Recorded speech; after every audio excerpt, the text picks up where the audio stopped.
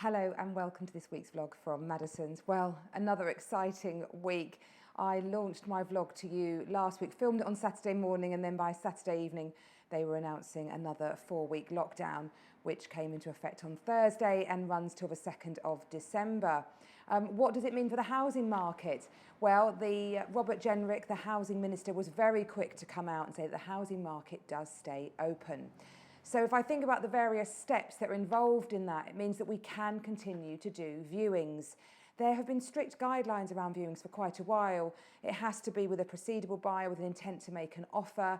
They have to be kept as short as possible, not more than one household at the viewing, strict wearing of masks, hand sanitising, not touching anything, homeowners to go out. A slight change I've introduced this one, we've got to have what's called a fire break, which means that we can't do consecutive viewings. So we need to have a 15-minute gap between viewings now just to make sure that we wipe down the house. We did that before anyway, but just make sure that the kind of air is slightly purified, keeping all doors open, etc. So viewings very much continuing as normal for us, as they have been for a while. The actual process of moving house, removal firms can still operate. Before, the National Association of Home Movers came out and said that they wouldn't be supporting any home movers in the previous lockdown. In this one, they're saying that you absolutely can keep going with moving house. But again, the usual sort of safe practices that you can do, make sure the house is thoroughly cleaned after you leave for the next person's occupancy. And of course, the COVID-19 clauses, that was the worst thing in the last lockdown, was for people who wanted to exchange and complete during the lockdown. Solicitors were very, very nervous to do that, because what if the government suddenly passed legislation that you actually weren't allowed to move house? If they've entered you into a contract, they've said that you will complete on this date and then you don't, that can be very, very bad for a solicitor, all about protecting their clients' risks. So we had a lot of simultaneous exchange and completion, basically meaning that they knew they were only entering into that contract for their client when they knew they could move. And then we had the rise of the COVID-19 clauses. So this is all about what if the house that you're moving into or buying has had someone that's ill in it, been diagnosed with COVID, or indeed the government does do a national lockdown. So many solicitors try and do that. But we've exchanged on 4 deals this week. We've completed on 3. So the house market is still definitely moving, and solicitors seem to have worked their heads around how to keep that whole process going for the time being. In the world of lettings and tenancies, it's pretty much the same. Viewings can go ahead, as we've just said, as they can for sales.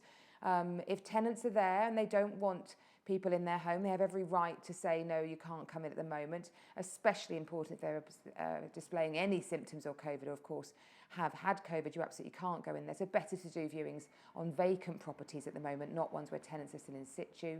Contractors can still go in if it's urgent, and everyone's following those safe working guidelines. The only difference, I suppose, at the moment is that getting a tenant out of your property takes a little bit longer at the moment. 6 months you have to serve now. Normal Section 21 filing, which gives a tenant the notice that you want to reclaim your property, gives 2 months in most cases. Some people have slightly shorter, but 2 months generally.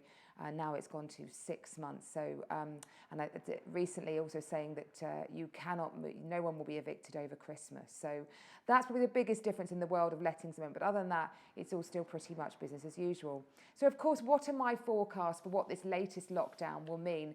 Well, it feels very different here at the moment to the previous lockdown. Previous lockdown, it started about a week before we had the full lockdown called to really quiet and slow down.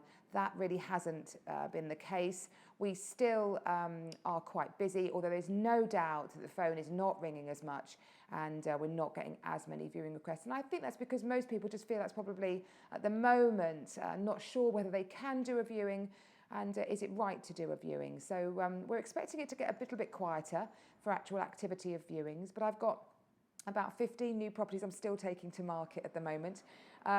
Most of my deals are very, very solid. I've had a couple of deals collapse. That would be quite normal anyway. That sort of happens in this dreaded world of trying to buy a property and sell a property. So that's quite normal. So it feels very, very different to the previous lockdown. I think we're just kind of going to get on with it this time. We'll be operating a skeleton staff here at the office. So a lot of my staff will be working from home just to keep everyone as safe as we possibly can.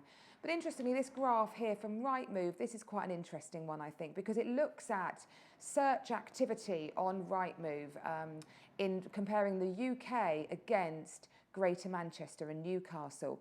And what you can see on that is, although there was a little bit of a dip when those really harsh Tier 3 lockdown measures were implemented a good few weeks ago, it's still well above what it was at the beginning of March, pre any sniff of a lockdown. So we are still way above what we would normally be functioning at. And I think if all that searching activity translates into people actually moving and selling, then we'll be absolutely fine. Of course, they've extended the furlough scheme, so as I predicted, the government is keeping their foot hard down on the pedal of support to make sure that our economy has the strength to look good next year in Brexit. So I'm still confident. I'll bring you more on that as I gather my thoughts. At the moment, it's just been how are we working? Well, of course, in my vlogs, I used to tell you what was going on. And not much is going on now anymore. So what I'm going to do for the next 4 weeks of lockdown is highlight a few local restaurants that are doing click and collect. And this week I want to talk about the Beacon, part of the I'll Be Mother group, just situated on the edge of Tunbridge Wells towards Rust Hall. Exceptional views and surroundings if anyone's been up there. And they are doing 2 fabulous menus. They're doing their a la collect, which you can get on Friday or Saturday, launching it tomorrow though. And you can choose from starters of pumpkin soup, salmon, mains have got lamb, a venison hot pot, and there's a vegan option on there as well, or vegetarian, I'm not sure if it's 100% vegan. And then on Sunday, host a roast, so you can pick lovely lamb, pork belly, beef. They've got beautiful puddings to go with it, sticky toffee, dark chocolate tart, and a crumble on the host a roast. So they're operating that from this weekend. Do check out their website for full details, and I'll bring you more of another one that's tempted me next week. We've got to have something to celebrate at the moment. It will be over before we know it. And in the meantime, stay safe, and I look forward to speaking to you next week. Bye-bye.